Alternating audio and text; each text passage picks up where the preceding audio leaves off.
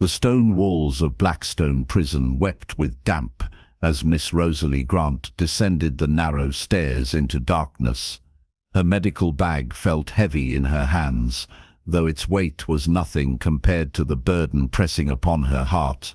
3 years had passed since her husband, Captain James Grant, had disappeared at sea, lost during a mission for the Crown. 3 years of mourning, of black crape and silent tears, of learning to exist in a world suddenly drained of colour. Now she stood in the bowels of England's most notorious military prison, summoned by a letter bearing the royal seal. The message had been brief but urgent. A high-value prisoner required medical attention. Her skills as a trained healer were needed. No questions were to be asked. The pay would be generous. Rosalie had accepted not for the money, but for purpose. Her days had become empty echoes of what life once was. At least here in this place, suffering, she might ease someone's pain, even if her own could never be soothed. The guard ahead of her stopped before a heavy oak door, its surface scarred with age and violence. Iron bands crossed it like wounds that refused to heal. He turned to face her, his weathered face grave in the torchlight.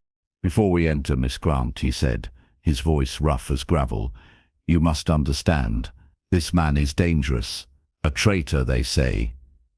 He has been here for near 2 years, and in all that time, no visitor has been permitted. You are the first." Rosalie straightened her spine, the gesture automatic after years of maintaining composure through grief. "I am here to heal, not to judge. Whatever his crimes, suffering is suffering." The guard's expression softened slightly. "You have a kind heart, miss. But keep your distance. The chains hold him well enough. But a man with nothing left to lose is the most dangerous creature in God's creation." The door swung open with a groan that seemed to come from the earth itself. The cell beyond was small and dark, lit only by a single narrow window high above. Straw covered the floor. The air was thick with damp and something else. The particular smell of human misery that no amount of fresh air could quite dispel. And there, against the far wall, sat a man in chains. Rosalie's medical bag slipped from nerveless fingers, hitting the stone floor with a crash that echoed in the sudden silence. The sound of breaking glass from within barely registered against the roaring in her ears. The prisoner raised his head slowly, as if the motion caused him pain. Matted dark hair fell across a face, ravaged by time and suffering, obscuring his features. But Rosalie needed no clear view to recognize the set of those shoulders, the angle of that jaw, the particular way he held himself even in chains. "James," she whispered, the name torn from her throat like a prayer and a curse combined. The prisoner went rigid, his whole body tensing as though struck. Slowly, with movements careful and controlled, he pushed the hair back from his face with manacled hands. Eyes the color of storm clouds, eyes she had dreamed of for 3 years, eyes she had wept over and mourned, and finally, with great effort tried to forget, met hers across the space of the cell. "Rosalie." His voice was hoarse, barely recognizable, but the way he spoke her name was exactly as she remembered. Gentle, wondering, as though she were something precious and impossible. The guard behind her cleared his throat. "You know this man, Miss Grant?" Words failed her. How did one explain that the husband declared dead, mourned and buried in ceremony, if not in body, sat before her in chains? How did one reconcile the honorable captain she had married with the traitor imprisoned here in darkness? "I knew him once," she managed at last, her voice steadier than she felt. "Long ago." The guard nodded, accepting this explanation without question. "I will be just outside the door. Call if you need anything. Do not approach too close. The chains are long enough to reach the center of the cell, but no further." He withdrew, pulling the door closed behind him, but not latching it. Rosalie and James were left alone in the dim cell, separated by 5 feet of straw-covered stone and 3 years of silence and secrets. "They told me you were dead," Rosalie said at last, her voice barely above a whisper. "They came to the house, 2 officers in full dress uniform. They said your ship went down off the coast of France. No survivors. I mourned you, James. I buried an empty coffin and wore black for a year, and learned to live with a hole in my heart where you used to be." James closed his eyes, pain etching deep lines around his mouth. When he opened them again, they glistened with unshed tears. "It would have been kinder if I had died. Kinder for us both." "Kinder?" The word emerged sharp as a blade. "You think it kind to let me grieve? To let me believe you lost to the sea? What could possibly justify such cruelty?" "My mission," he said simply. "I was captured, not killed. The French had me for 6 months before they realized who I was, what I knew. By then," he lifted his shackled hands, "by then, I had become a problem for my own government as well as the enemy's."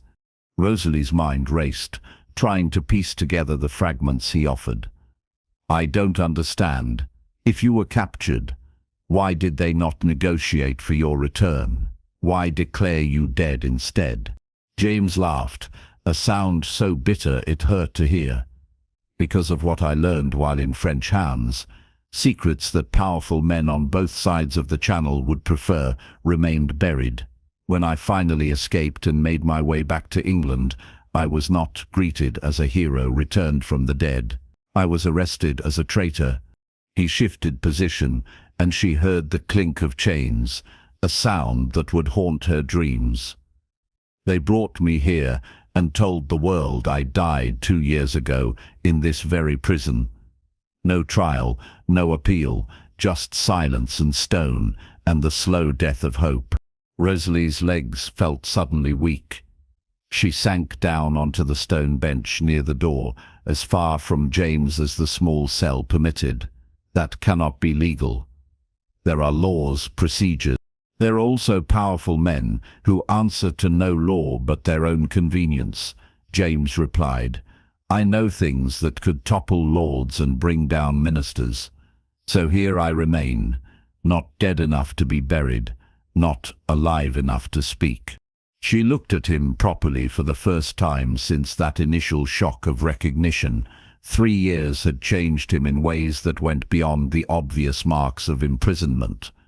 He was thinner, his face gaunt where it had once been handsome and full of life. Scars marked his hands, and what she could see of his arms, but it was his eyes that showed the deepest wounds. They held a darkness she had never seen there before, a knowledge of cruelty and betrayal that no amount of time could fully erase. "You are injured," she said at last, forcing herself into the role of healer rather than wife. It was easier to focus on physical wounds than the ones carved into both their hearts. "That is why they sent for me." James nodded toward his left side. "A fever. Started 3 days ago. The prison doctor says it is infection from an old wound poorly healed. He believes I will die within the week if it is not treated." "And they care about this, why?"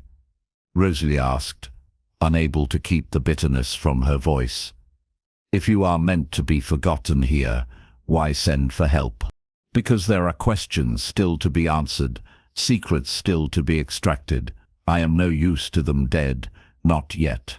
He met her eyes steadily. "They do not know who you are, Rosalie. To them, you are simply Miss Grant, a skilled healer recommended by the local vicar. If they knew you were my wife..."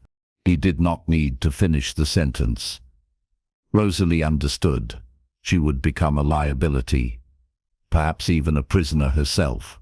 The same powerful men who had erased James would not hesitate to silence her as well.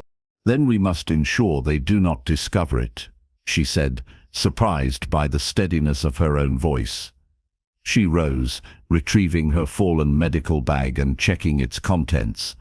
The bottle of carbolic had broken, but most of her supplies remained intact. "Remove your shirt. I need to see the wound." James hesitated. "Rosalie, you do not have to do this. Tell the guard you cannot help me. Leave this place and forget you ever saw me here. You have a life waiting above. Do not throw it away on a man already condemned." She looked at him then, really looked, and saw not the prisoner in chains, but the man she had married. The man who had held her on their wedding night and promised to return from every mission, the man who had kissed her goodbye for what she thought was the last time 3 years ago on a foggy London morning. "I made vows," she said quietly, "in sickness and in health, in good times and bad, until death parts us. You are not dead, James. Not yet. And while you live, I will not abandon you." His control crumbled then. His head dropped forward, shoulders shaking with silent sobs. The chains rattled as he raised his hands to cover his face. Rosalie's own tears fell freely as she watched her husband break under the weight of all he had endured. But she did not go to him. Not yet. The guard's warning echoed in her mind. She was here as a healer, not a wife. To reveal their connection would endanger them both. So instead, she opened her bag and began to lay out her instruments with practiced care. "The shirt, Captain. Time is against us." James looked up at her use of his rank, a ghost of his old smile touching his lips. "Yes, Dr. Grant." The old joke between them, from the early days of their marriage when he had teased her about her medical studies, nearly undid her completely. But Rosalie forced her hands steady and her voice calm. "The wound, if you please. We can speak more while I work." As James struggled with the buttons of his prison shirt, his fingers clumsy with chains and fever, Rosalie allowed herself one moment of weakness. One moment to close her eyes and thank whatever power watched over fools and broken hearts that her husband lived. Then she opened her eyes, squared her shoulders, and became what he needed her to be. Not a grieving widow, but a skilled healer, and perhaps, if fortune favored them, the key to his freedom. The wound was worse than she had expected. An old knife injury just below his ribs, infected and angry, the flesh around it hot to the touch. James flinched as she cleaned it with the remaining spirits from her bag, but made no sound of complaint. "This will hurt," she warned, preparing her needle and thread. "I need to open it again, drain the infection, and close it properly." "I have endured worse," he said simply. Then, as she made the first cut, "Tell me of the world above. I have forgotten what sunlight looks like. What rain smells like. Talk to me, Rosalie. Help me remember what it is to be human." So as she worked, cutting and cleaning and stitching with steady hands that betrayed none of her inner turmoil, Rosalie talked. She spoke of small things. The roses in her garden, the new bookshop on Market Street, the vicar's daughter who was to be married in the spring. She did not speak of the lonely nights, the empty bed, the way she still sometimes set 2 places at table before remembering. These things he could guess at, see in the lines around her eyes and the slight trembling of her voice when she spoke of home. When the wound was finally bandaged and she had given him what medicine she could spare from her bag, the guard knocked on the door. "Time is nearly up, Miss Grant. How does the prisoner fare?" "He will live," Rosalie called back, her voice steady. "But I must return tomorrow to change the dressing and ensure infection does not recur. Can this be arranged?" A pause, then. "I will ask my superiors. If permitted, you may return at the same time tomorrow." When the guard's footsteps faded, James reached out and caught Rosalie's hand. The touch, their first in 3 years, sent a shock through her entire body. "You cannot come back," he said urgently. "It is too dangerous. They will discover who you are, what you mean to me, and then they will have leverage over you," Rosalie finished. "I know, but James, I cannot walk away. Not now, not knowing you are here, suffering." "You must," he insisted, his grip tightening. "Promise me, Rosalie. Promise you will not return. Let them send another doctor. Forget this place. Forget me if you can. Live." She looked down at their joined hands.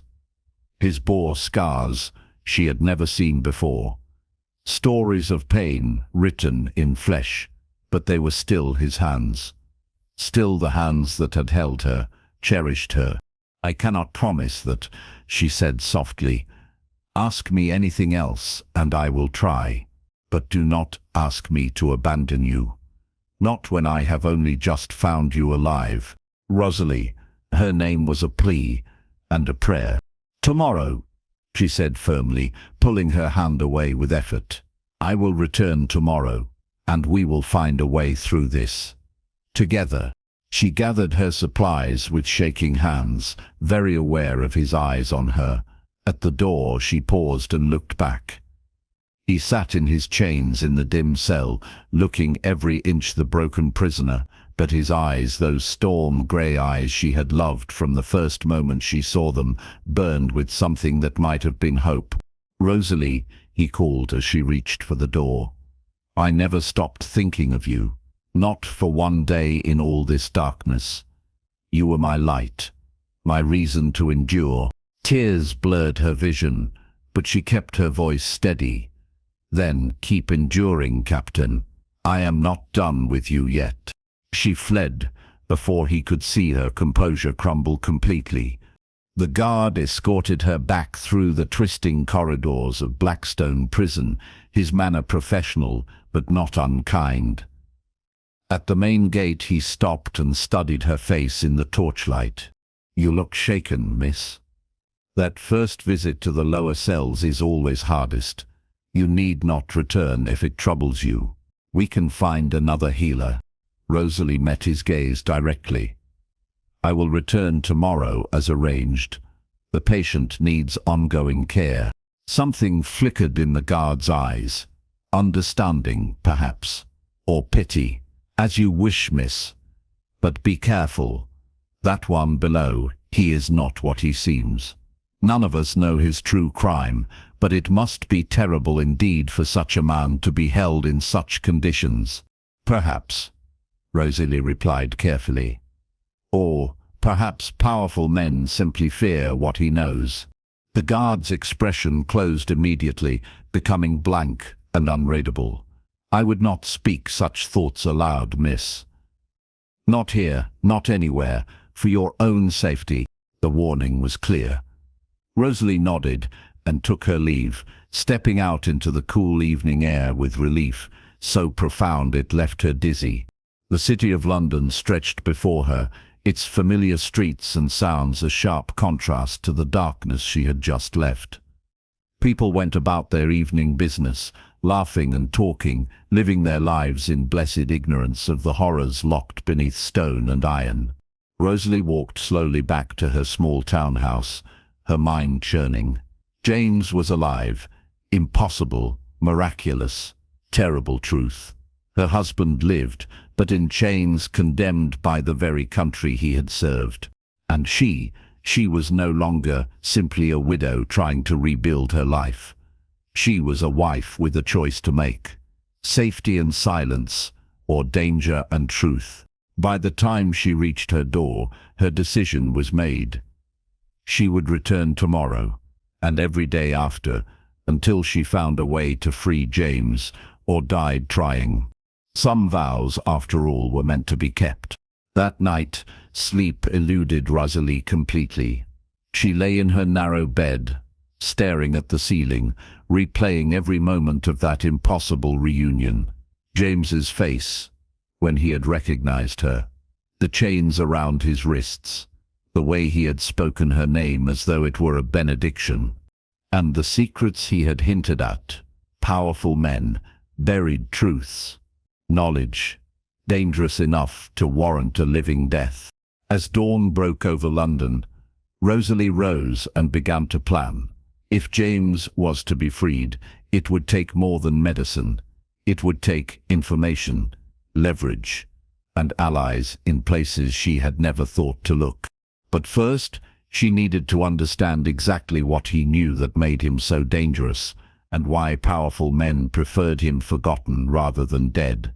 The second day brought rain, cold and relentless.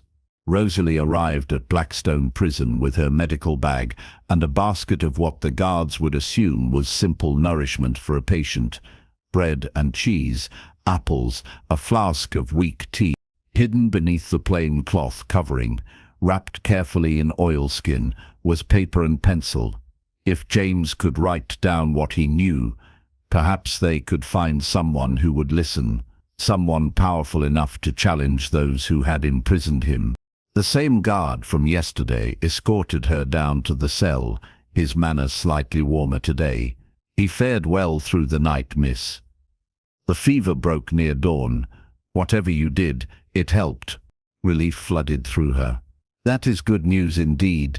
James was standing when she entered, still chained but upright, his color better than the day before.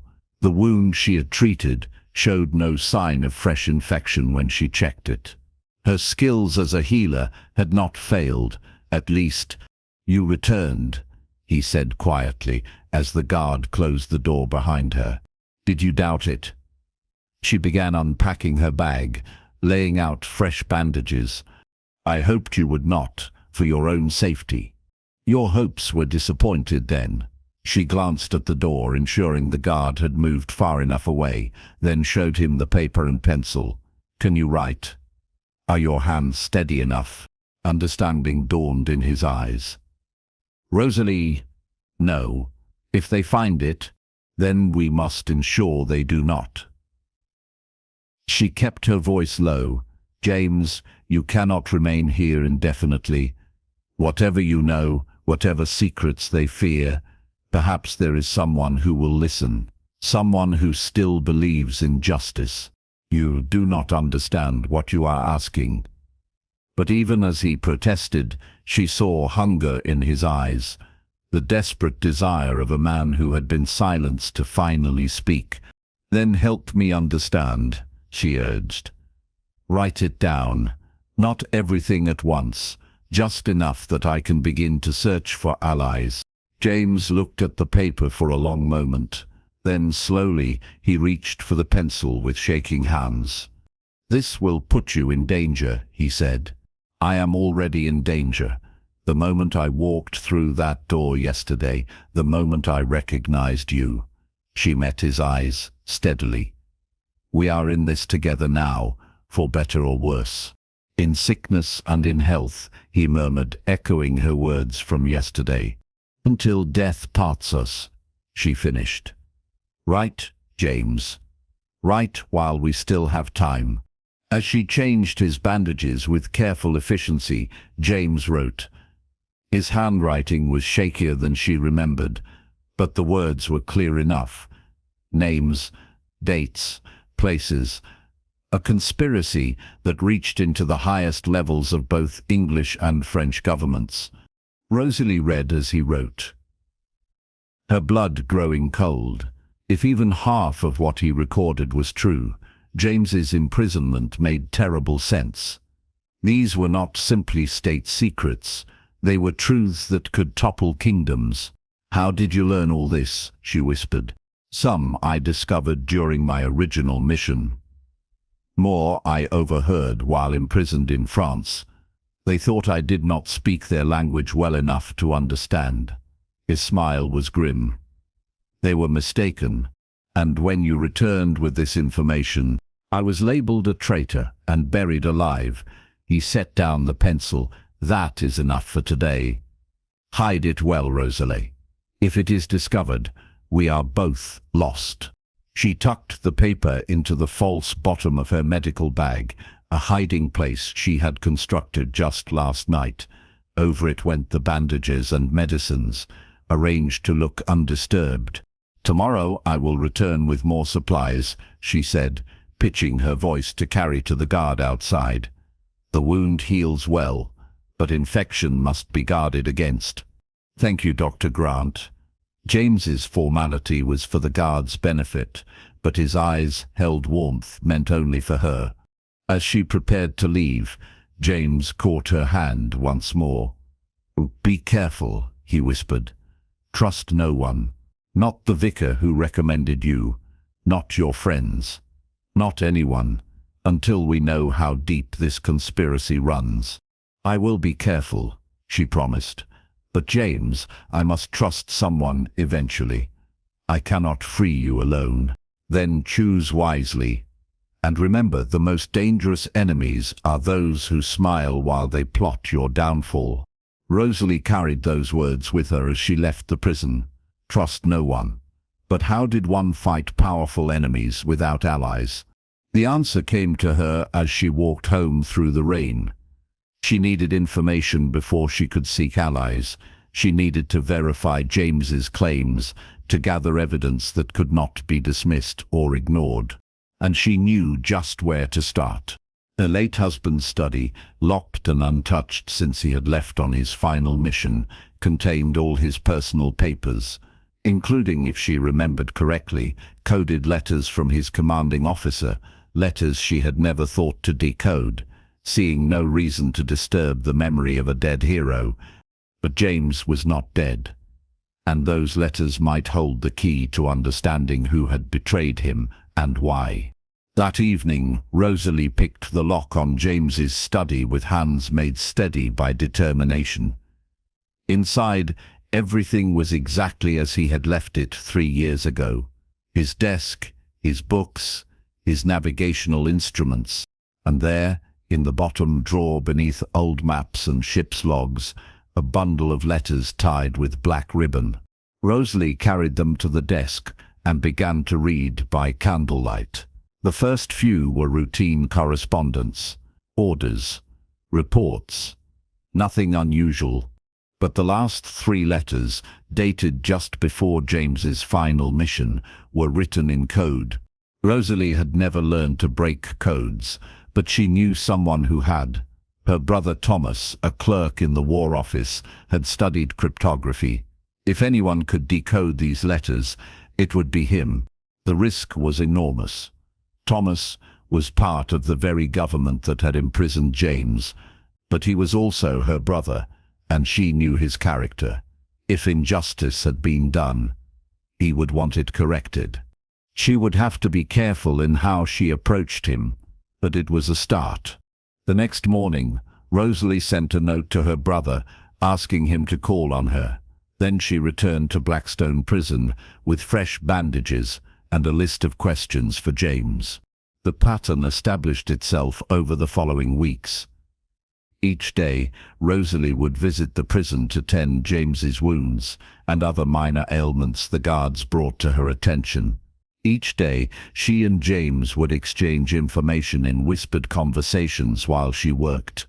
And each night, she would compile what he told her, cross-referencing it with the documents she found hidden in his study, building a case piece by careful piece.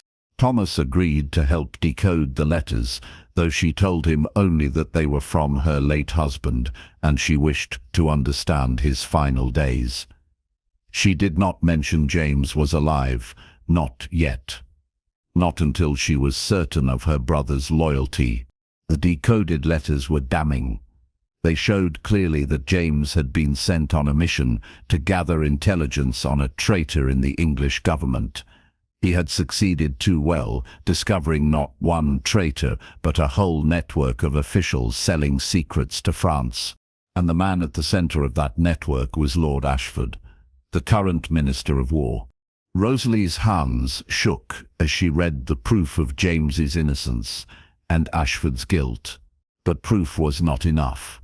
Ashford was one of the most powerful men in England. To accuse him would require more than decoded letters from a dead man. It would require a witness who could not be silenced or dismissed. It would require James himself, alive and able to testify.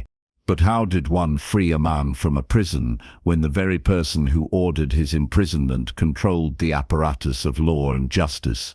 The answer came from an unexpected source.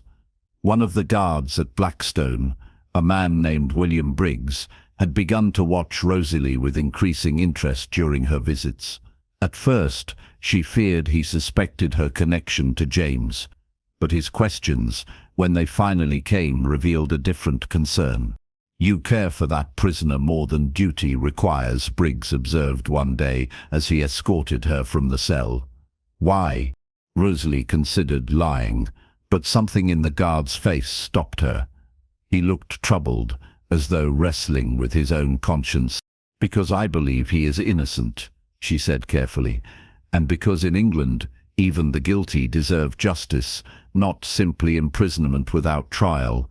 Briggs nodded slowly. "I have thought the same. We guards, we see much down here. We hear things.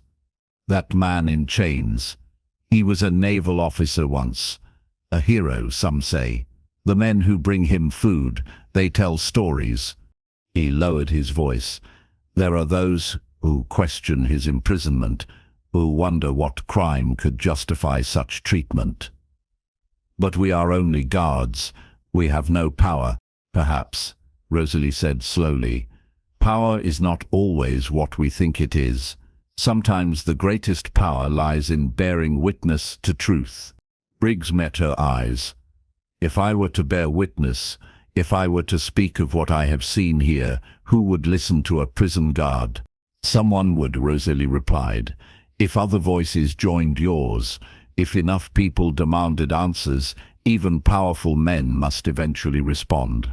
She took a risk then, pulling from her bag one of the decoded letters. Not the most damning, but enough to show that questions existed about James's imprisonment. "Read this," she said, "and decide for yourself whether justice has been served." Briggs read slowly, his lips moving with the words. When he finished, his face was pale. "This speaks of orders given, of a mission, of information gathered." He looked up at her. "This speaks of conspiracy, not treason." "Yes," Rosalie said simply. "Will you help me?" The guard was silent for a long moment. Then he nodded. "Tell me what you need." What Rosalie needed was time. Time to gather more allies. Time to build a case so strong that even Lord Ashford could not dismiss it. And time for James to regain his strength, because when the moment came to act, he would need to be able to move quickly. Over the next month, Briggs proved invaluable. He recruited 2 other guards who had also questioned James's imprisonment.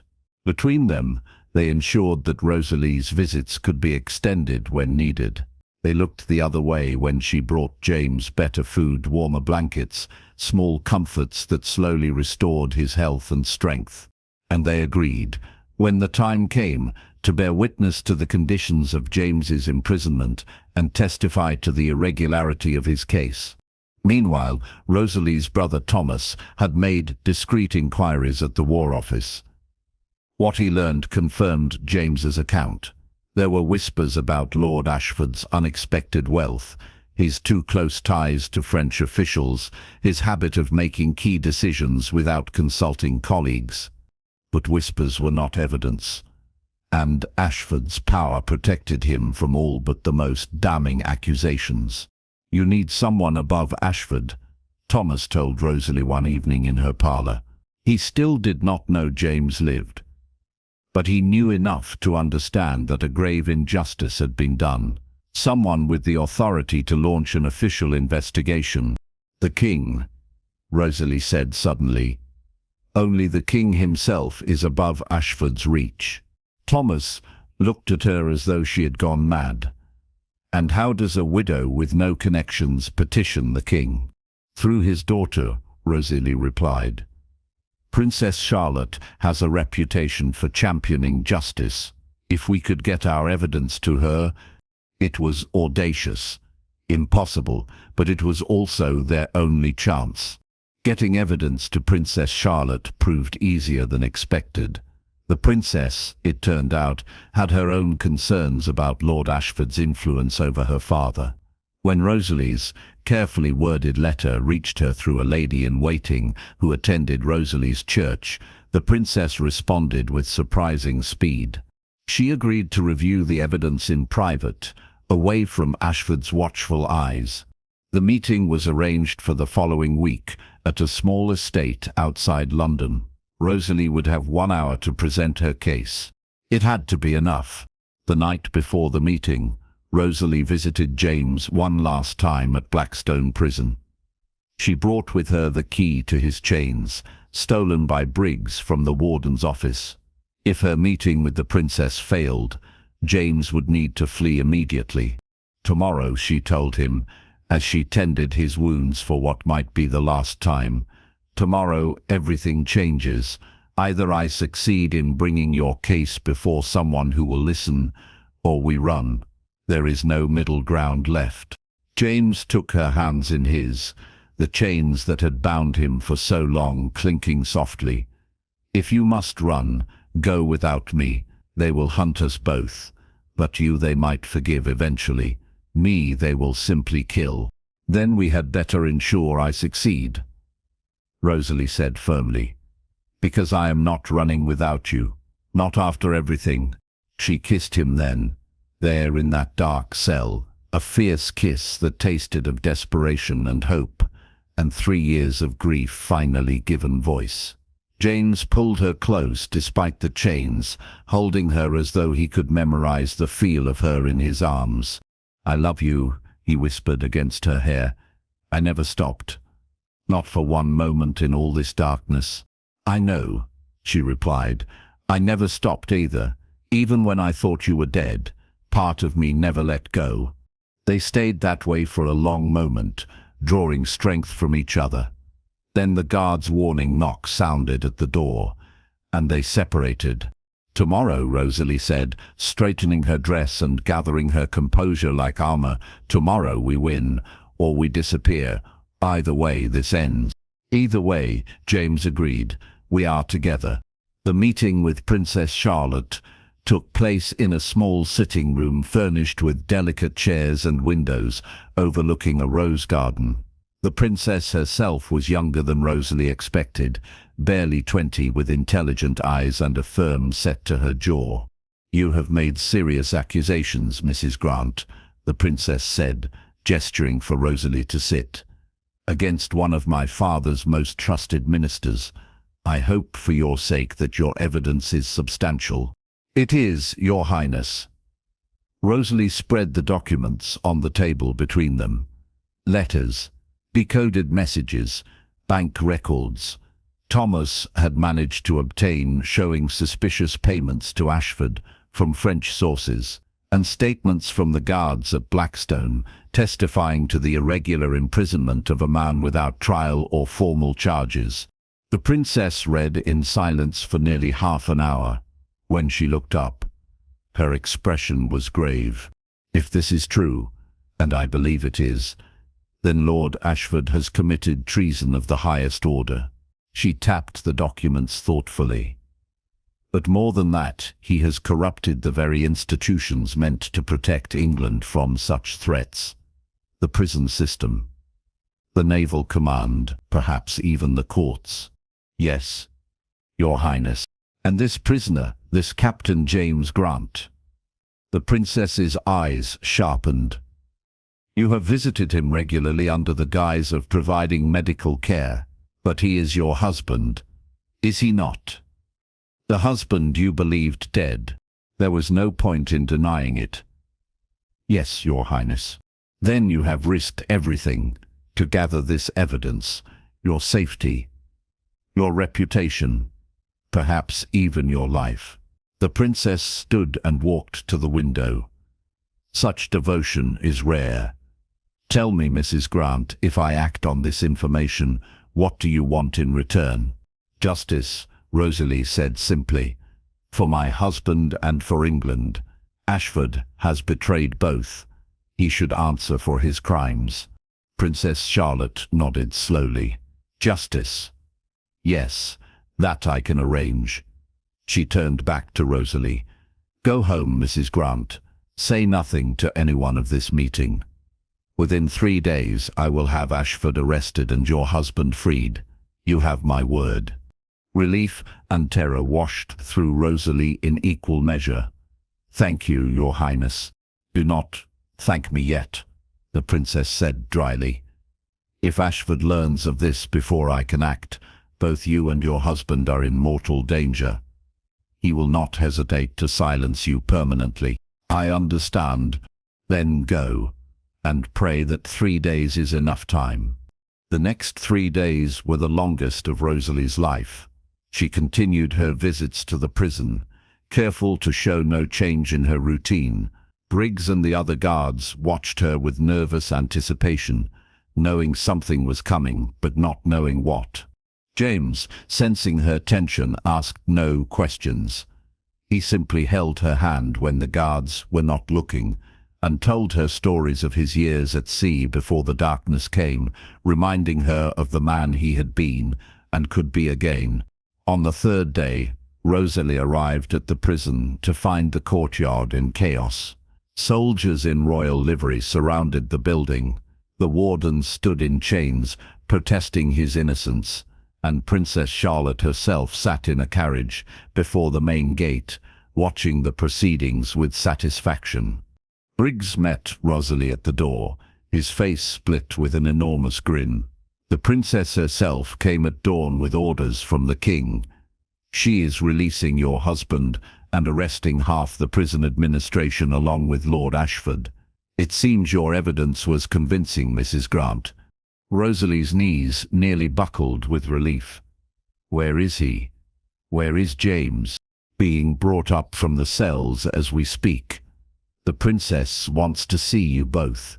James emerged into sunlight for the first time in 2 years, blinking like a man waking from a nightmare. His chains had been struck off, leaving red marks on his wrists. He was thinner than Rosalie remembered, marked by his ordeal, but alive and free. He saw her standing by the gate and his face transformed. All the darkness, all the suffering fell away for just a moment, leaving only joy. They met in the middle of the courtyard, and he pulled her into his arms, holding her so tightly she could barely breathe. Rosalie did not care. She clung to him, tears streaming down her face, 3 years of grief and fear finally releasing their hold. You did it, James whispered against her hair. You freed me. We did it, she corrected. Together. Princess Charlotte approached them, her expression softer than it had been during their meeting. Captain Grant, she said formally, on behalf of the Crown, I apologize for the grave injustice done to you. Your record will be cleared, your rank and honors restored. Lord Ashford will face trial for his crimes, and those who aided in your false imprisonment will be punished. James bowed, though he did not release Rosalie. Thank you, Your Highness. Do not thank me. Thank your remarkably determined wife. The princess smiled at Rosalie. She crossed every barrier of class and power to bring your case before me. You are fortunate in your choice of bride. Captain. I know, James said, looking down at Rosalie with such love that it made her heart ache. I have always known. The aftermath was swift and thorough. Lord Ashford was arrested and his network of traitors exposed. Several high-ranking officials resigned in disgrace. The prison warden and guards who had kept James without trial were charged with conspiracy. And James and Rosalie were finally free to rebuild the life that had been stolen from them. They left London as soon as James was strong enough to travel, seeking peace in a small cottage by the sea. There, with salt air and sunshine and each other's company, James slowly healed from his ordeal. One evening, 6 months after his release, they walked along the beach at sunset. James moved with his old grace now, the shadows mostly gone from his eyes. Do you regret it? He asked suddenly. Coming to that prison? You could have walked away, built a new life. Instead, you risked everything. Rosalie stopped and turned to face him, the ocean breeze tugging at her hair. Regret, James, finding you alive was the greatest gift I have ever received. Everything else was simply necessary. You could have been killed. So could you. We chose together to fight for justice, for each other. She took his hands, running her thumbs over the scars the chains had left. These marks will fade, but what we have, what we fought for, that will remain. James pulled her close, resting his forehead against hers. I love you, Rosalie Grant. Thank you for finding me in the darkness. Thank you for being my light. Always, she promised. In darkness and in light, in chains or in freedom. I am yours, and you are mine. That is the only truth that matters. They stood together as the sun set over the water, two people who had been broken by cruelty and reunited by courage. The darkness was behind them now. Ahead lay only light and the future they would build together, stronger for having survived the worst that fate could throw at them. Some love stories end with a kiss in a ballroom. Others end with chains breaking and justice served. But all true love stories end the same way, with two people who refuse to give up on each other, no matter how impossible the odds. And that, after all, is what love truly means. Not the easy promises made in joy, but the hard choices made in darkness. The determination to fight when all seems lost. The courage to believe in each other when the world says all is hopeless. Rosalie had gone to heal a wounded prisoner. Instead, she had found her own husband in chains and freed not just his body but both their hearts from the prison of grief and loss. It was, she thought as James kissed her there on that beach with the waves singing around them, worth every risk she had taken, worth every moment of fear and doubt. Because love, true love, was always worth fighting for. Always. The greatest healing comes not from medicine, but from love that refuses to surrender, even in the darkest prison. When duty calls you to help a stranger, you may discover the one person you thought you had lost forever. Did this story move your heart? Subscribe now for more emotional Victorian romance tales filled with suspense, devotion and love that conquers all obstacles. Let us know in the comments which moment touched you most. Was it when Rosalie first recognized James in chains, when she risked everything to gather evidence, or when they were finally reunited in freedom? Share this story with someone who believes in the power of love to overcome any darkness and stay until the end. Another heartfelt tale of courage and romance will appear on your screen next.